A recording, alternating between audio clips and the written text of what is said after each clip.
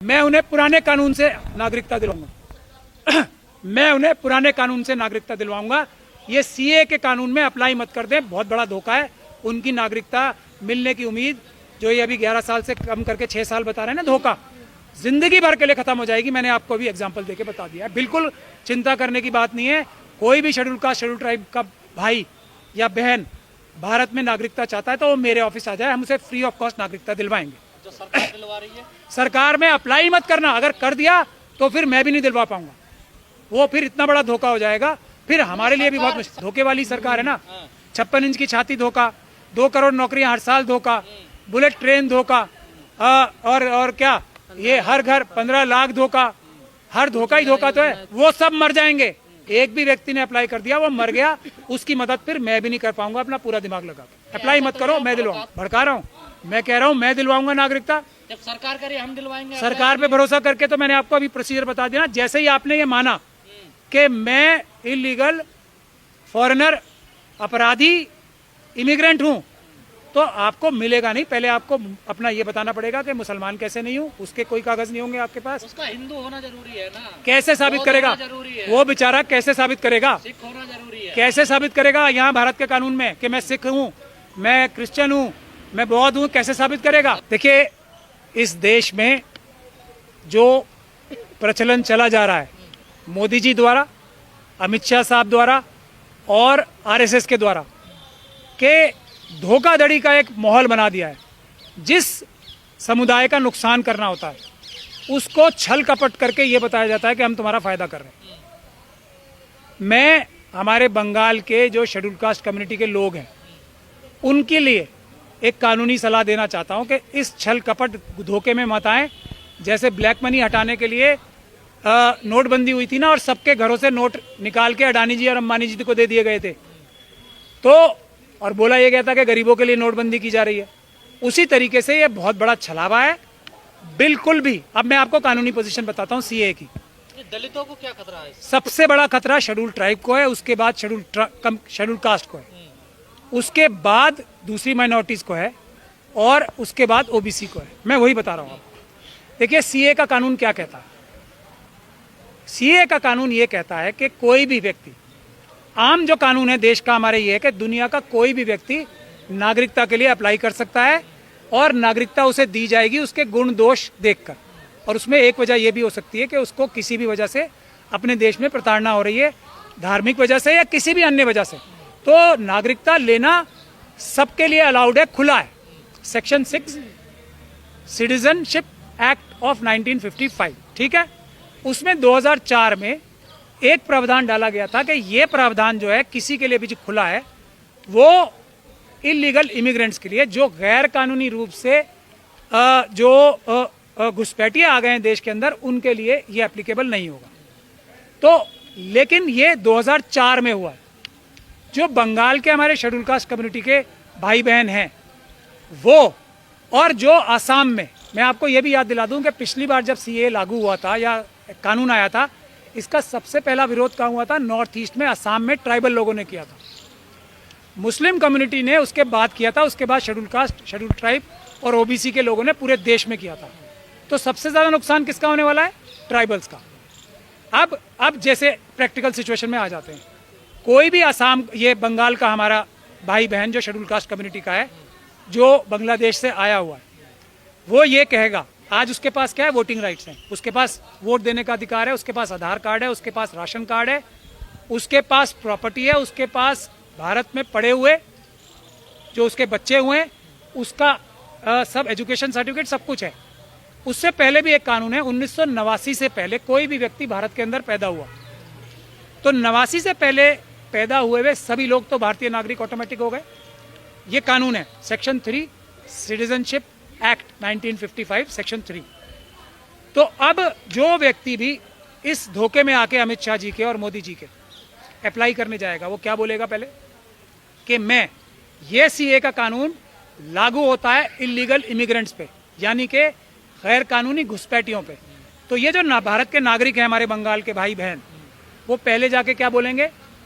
कि मैं एक गैर कानूनी घुसपैठिया हूं, जो कि वो नहीं है, वो भारत के नागरिक हैं, अभी वोट दे सकते हैं। वोट देने का अधिकार सबसे बड़ा सबूत है भारत की नागरिकता का। तो वो खुद अपने मुंह से जाके बताएंगे कि मैं भारत का नागरिक नहीं हूं, मैं एक गैर कानूनी घुसपैठिया हूं। अब जब वो गैर कानूनी घुसपैठिया हो गया, उसका क्या अंजाम होगा? पहला उसका गया वोटिंग तो राइट। वो कहेगा क्यों जब वोटिंग अप्लाई करेगा ना, तो नागरिक तो है ना वो, तो फिर किसको जो जा, नागरिक नहीं है वो जाएंगे ना। देखिए कोई ऐसा व्यक्ति है ही नहीं बंगाल में, मैं यही तो कह रहा हूँ आपसे, एक व्यक्ति ऐसा नहीं है जिसके पास वोटिंग अधिकार ना हो। खास तौर पे शेड्यूल कास्ट कम्युनिटी का एक व्यक्ति ऐसा नहीं है। पर ये तो नागरिकता देने का कानून है मैं सर। जब जो नागरिकता है ही उससे लेने का कानून है, मैं आपको बता रहा हूँ ना। जिन लोगों को नागरिकता नहीं मिली हुई है उनको नागरिकता मिलेगी। देखिए तमाम लोग दिल्ली में भी तो है ना ऐसे। देखिए तमाम लोग दिल्ली में हैं, मुझे बता दीजिए एक भी व्यक्ति ने आज तक अप्लाई किया और उसे मिला हो? तो दो अप्लाई करेंगे ना। दो लोगों का एग्जाम्पल दे सकता हूँ मैं सीए के बावजूद। एक जो वो महिला आई है 4 बच्चों को लेके, जो कि मुसलमान है, और एक हाँ जो सीमा हैदर साहिबा है, मोदी जी के बहुत करीबी जो भी, और दूसरे ये अदनान सामी, दोनों मुसलमान हैं, दोनों को नागरिकता देने की बात चल रही है। सीमा हैदर के खिलाफ कोई कानूनी कार्रवाई? किस प्रकार से बेवकूफ बनाते हैं सबको। कोई हो रही है कानून क्या, बल्कि उसको तो वीआईपी ट्रीटमेंट मिल रही है। तो नागरिकता मिल जाएगी। नहीं, कैसे मिल जाएगी? वो तो मुसलमान है, सीए के कानून के हिसाब से तो नहीं मिलनी चाहिए। मैं ये छल कपट ही बता रहा हूँ। तो ये नहीं समझना चाहिए कि ये मुसलमानों के खिलाफ है, ये शेड्यूल कास्ट कम्युनिटी के खिलाफ है। एक शेड्यूल कास्ट कम्युनिटी के व्यक्ति का पुराने कानून के तहत जो यहाँ पे आके बेचारे पिताड़ित घूम रहे हैं, दिल्ली में, राजस्थान में, गुजरात में, सबसे ज्यादा मोदी जी के राज्य में जो सो कॉल्ड राज बताते हैं अपना, वो सबसे ज्यादा शेड्यूल कास्ट कम्युनिटी के व्यक्ति गुजरात में बैठे हैं। उनको एक व्यक्ति को नागरिकता दी पुराने वाले कानून से, एक को बता दें आप। हम नए वाले से मिलेगी ना। अब मैं बता तो रहा हूँ, पहले वो क्या बताएगा बेचारा जाके। अब आगे चलते हैं। किसी ने बता दिया कि जी मैं इलीगल इमिग्रेंट हूँ, घुसपैठिया हूँ, और मैं पुराने कानून के तहत अप्लाई नहीं करना चाहता, सीए के तहत करना चाहता हूँ। तो पहली चीज उससे क्या पूछी जाएगी?